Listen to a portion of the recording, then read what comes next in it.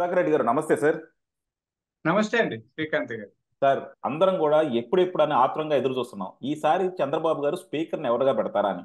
ఎందుకంటే నిన్న మొన్నటిదాకా ప్రోటెం స్పీకర్గా మన ఆ, బుచ్చయ్య చౌదరి గారిని పెట్టారు. కానీ మెయిన్గా స్పీకర్గా ఎవరు పెడతారన్నది కొద్ది క్యూరియాసిటీ ఉంది. ఎందుకంటే అందరం అనుకున్నాం రఘురామకృష్ణరాజు గారిని స్పీకర్ చేస్తారేమో అని. కానీ మనకు ఆల్రెడీ తెలిసిపోయింది రఘురామకృష్ణరాజు గారిని చెయ్యరు అని. సో ఆ తర్వాత అయ్యన్న పాత్రుడు గారు మోర్ డిజర్వ్ క్యాండిడేట్, ఆయన చేస్తారేమో అని మనం అనుకున్నాం.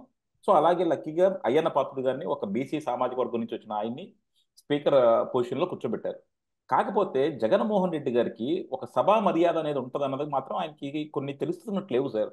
అంటే 10 సంవత్సరాలుగా ఆయన రాజకీయ నాయకుడిగా ఉన్నా, అంటే ప్రతిపక్ష నాయకుడిగా ముఖ్యమంత్రిగా ఉన్నా సరే, ఒక సభకి దాన్ని పాటించాల్సిన మర్యాదల్ని ఆయన ఎందుకో పాటిస్తున్నట్లేరు. ఈ రోజు అయ్యన్న పాత్రుడు గారు స్పీకర్గా ఎన్నికైనప్పుడు అధికార పక్షంతో పాటు పవన్ కళ్యాణ్ గారు, చంద్రబాబు గారు, అలాగే ప్రతిపక్ష నాయకుడైన, అంటే ఆయన ప్రతిపక్ష హోదా రాకపోయినా సరే ప్రతిపక్ష నాయకుడిగానే పిలుస్తాం కాబట్టి మనం, జగన్మోహన్ రెడ్డి గారు కూడా ముగ్గురు తీసుకెళ్లి ఆయన స్పీకర్ పొజిషన్లో కూర్చోబెట్టాలి. కానీ దానికి ఆయన లేకుండా వెళ్ళిపోయారు.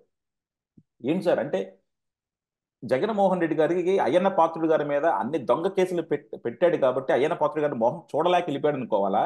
లేకపోతే నాకు ప్రతిపక్ష హోదా లేదు, నేను ఒక ఎమ్మెల్యేనే కాబట్టి నేనేమి ఆ రివాజు ఫాలో అవ్వక్కర్లేదు, నేను ప్రతిపక్ష నాయకుడిని కాదని ఆయనకు ఆయనే ఒప్పుకున్నట్టు మనం అనుకోవాలా?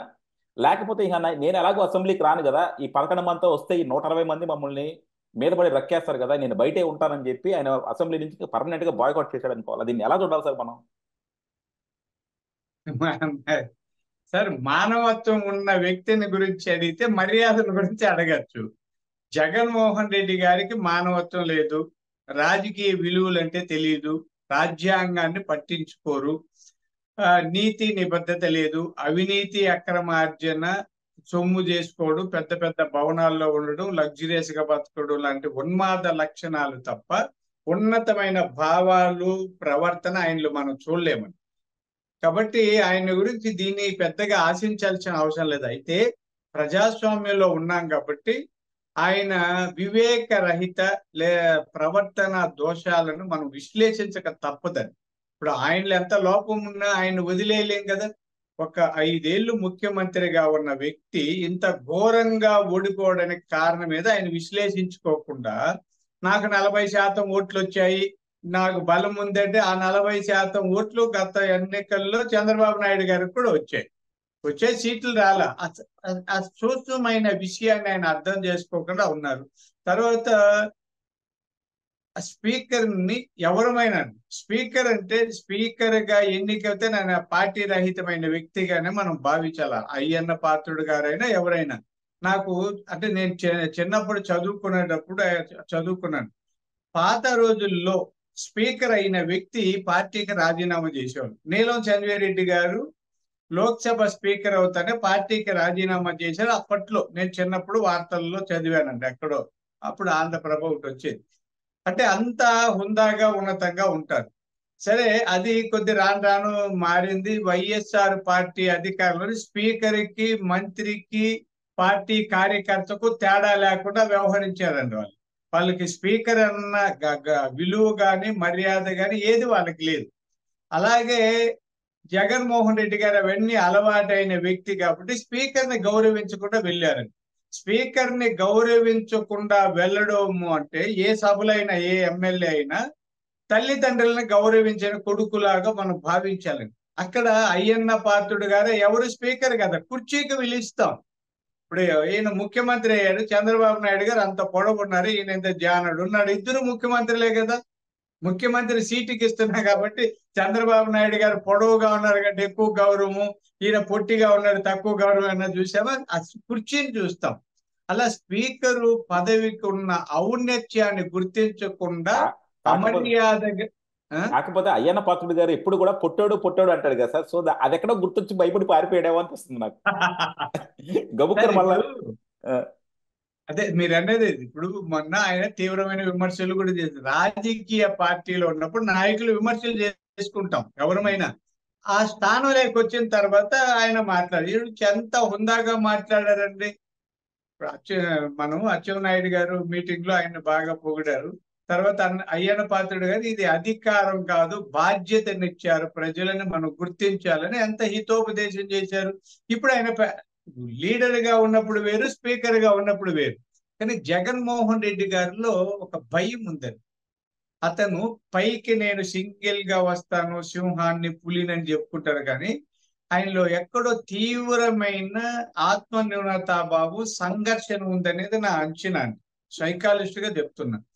ఆయనలో సోషల్ ఫోబియా ఏమన్నా ఉందా అనేది ఒక భయం. సోషల్ ఫోబియా అంటే ప్రజల్లోకి వెళ్ళడానికి భయపడుతుంటారు. అందుకే చూడండి, ఆయన ముఖ్యమంత్రిగా ఉన్నప్పుడు పరదాలు, బ్యారికేడ్స్ వేసుకొని వెళ్ళేవాడు. జనాలు లేక పబ్లిక్ లేక వెళ్ళాలంటే భయపడతారు. ఇవి చాలా మంది, చాలా ఉద్దండ నాయకులు అనుకున్న వాళ్ళు కూడా అంతర్లీనంగా సోషల్ ఫోబియా ఉంటది. ఉదాహరణ చూడండి, కొంతమందికి మైక్ ఫోబియా ఉంటది. ఒక టీచరో లెక్చరర్ అద్భుతంగా పాఠాలు చెప్తారు, మైక్ ముందర నిలబడితే పాఠాలు చెప్పలేదు. అలా ఈయనకి ఆ ఫోబియా ఏదో ఉందనేది స్పష్టమవుతుంది. తర్వాత ఈర్ష్య, ద్వేషము, కక్ష, కార్పణ్యాలు కూడా ఆయన వ్యక్తిత్వమే అలా ఉంది. ఉందాగా అండి నన్ను అడిగితే ఒకడే జగన్మోహన్ రెడ్డి గారు గెలుచున్నా నేరుగా వచ్చి పార్టీని, ప్రభుత్వాన్ని, ప్రభుత్వ చర్యలు నిలదీసి ఉండాలి. ఎవరు చేసినా అంతో ఇంతో చిన్న లోపాలు నిలదీవండి. జనమంతా ఆహా జగన్మోహన్ రెడ్డి సభాష్ ఏం మాట్లాడాడియా.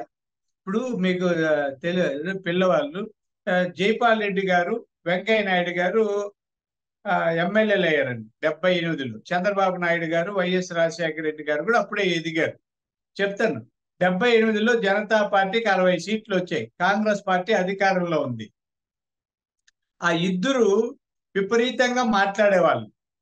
ఎవరిమైనా మేమందరూ కూడా ఉదయం పేపర్ చూసి రోజు వెంకయ్య నాయుడు గారు ఏం మాట్లాడారు, జైపాల్ రెడ్డి గారు ఏం మాట్లాడారు.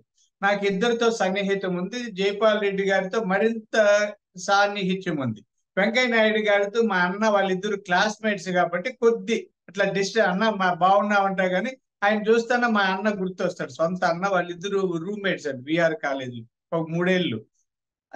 జైపాల్ రెడ్డి గారిని బాగా దగ్గరగా, ఆయనకి నేను తమ్ముళ్ళలాగా ఉండేవాడిని. వాళ్ళిద్దరూ చాలా కష్టపడి ప్రిపేర్ అయ్యండి. మన పరీక్షలకు ప్రిపేర్ అయినట్టుగా ఈ రోజు రేపు అసెంబ్లీలో ఏమేమి మాట్లాడాలి, అజెండాలో ఏం పాయింట్స్ మాట్లాడాలి, అంత అద్భుతంగా మాట్లాడారు. కాబట్టే ఎవరున్నారు ఆ తర్వాత జనతా పార్టీ విచ్ఛిన్నం అయిపోయి ఎవరికి వాళ్ళు జీలిపి 2-3 మిగిలారు. జైపాల్ రెడ్డి గారు అయితే ఇందిరాగాంధీ గారి మీద కూడా పోటీ చేశారు. అయినా ఆ ఇద్దరు నాయకులు జాతీయ స్థాయికి ఎదిగారు. జైపాల్ రెడ్డి గారు కేంద్ర మంత్రిగా పనిచేశారు, వెంకయ్య నాయుడు గారు ఉపరాష్ట్రపతి స్థాయి, ఉన్నతమైన స్థాయికి వెళ్ళారు. దేని మీద వెళ్ళారండి ఆ ఇద్దరు? వాళ్ళిద్దరు వేల కోట్లకు అధిపతులా? వాళ్ళిద్దరు తండ్రులు ఏమన్నా ముఖ్యమంత్రులుగా ఉన్నారా? ఏం కాదండి, సాధారణమైన కుటుంబం నుంచి వచ్చి విద్యార్థి నాయకులుగా ఎదిగిన వాళ్ళే ఇద్దరు, కేవలం మాటలతోనే. కాబట్టి వాళ్ళిద్దరు జాతీయ స్థాయికి ఎదిగా. ఇట్లాంటి చరిత్రను గమనిస్తే జగన్మోహన్ రెడ్డి గారు ఎందుకు అనుభవం ఉంది కదా, 5 ఏళ్ళు ముఖ్యమంత్రి చేశారు కదా, 175 నియోజకవర్గాల మీద అవగాహన ఉంది కదా, చట్టాలు, చర్యలు, పథకాలు అన్నిటి మీద ఉంది కదా. నిలదీయండి. ఎవరు విజిల్ వేయినాయి, కేకలు వేయినాయి, అరుపులు ఉన్నాయి, మైక్ దగ్గర నిలబడి నా మాటకు సమాధానం చెప్పండి అధ్యక్ష అంటూ ఆయన నిలదీయగలిగితే ఎంత క్రేజ్ వస్తుందండి. పిచ్చోడు పారిపోయేసి పులివెందులకు పోతాడు, అక్కడ వాళ్ళు తిడుతున్నారు, నువ్వు ఇన్నాళ్ళు ప్యాలెస్లకు పరిమితం అయిపోయాడు, ఎక్కడికి ఎందుకు వచ్చాడు. ఇప్పుడు ఆయన పరిస్థితి ఎట్లుందంటే పాములోడి దగ్గర పోతే పట్టుకొని కూరలు పీకేస్తాడు పాములు పట్టేవాడు, లేదా ఇంకొకటి దగ్గర పోతే చర్మం తీసేది పాము చర్మం అమ్ముకుంటాడు, ఇంకొకటి దగ్గర పోతే కొడతాడు, ఎవడో పాలు పోసేవాడు ఒకడు దొరుకుతాడు. ఆయన జనాలు లేకొచ్చేసిన పాము ఉంటది కదండి, గుంపులేకి ఎవడు పాలు పోస్తాడో, ఎవడు దండం పెడతాడో, ఎవడు తల మీద కొడతాడో, ఎవడు కూరలు పీకుతాడో తెలియగానే అగమ్య గోచరంలో ఉన్నాడు. కాబట్టి ఆయనకి స్పీకర్ని గౌరవించాలి, లేదా సభను గౌరవించాలి, ఇవన్నీ మర్చిపోయారు. సార్ మీరు చూడండి, చంద్రబాబు నాయుడు గారు ఎంత హుందాగా ప్రవర్తించారంటే, జగన్మోహన్ రెడ్డి గారికి ప్రతిపక్ష హోదా లేదు కాబట్టి కారు గేటు బయట ఆపేసి నడిచి రావాలి. అయినా చంద్రబాబు నాయుడు గారికి ఆయనకి మామూలు ప్రతిపక్ష హోదా ఉన్నట్లుగానే కేబినెట్ మినిస్టర్ వాళ్ళలాగానే ఆయన ఇక్కడ వరకు కారులో రావడానికి అనుమతించండి చెప్పి చేశారు. ఆయనకు ప్రతిపక్ష హోదా లేకపోయినా కూడా ముఖ్యమంత్రి, మంత్రుల తర్వాత ఆయన దగ్గర ప్రమాణ స్వీకారం చేయించారు. మామూలుగా అయితే అలా లేకపోతే ఆల్ఫాబెటికల్ గా కూడా చేయించవచ్చు. ఏబిసిల నుంచి ఎవరి పేర్లు లేదా సీనియారిటీ. అలా కాదు, ఇన్ని గౌరవించిన వాళ్ళ పేపర్లో ఆయనకి ఏదో అమర్యాద జరిగింది, ఏదో అవమానం జరిగింది, ఎవరో జగన్ మామయ్య అని కారు దగ్గర ఎవరో అరిచారు. దానికి అసెంబ్లీలో ఉన్న ఎమ్మెల్యేలకి సభకి ఏమైనా సంబంధం ఉందా?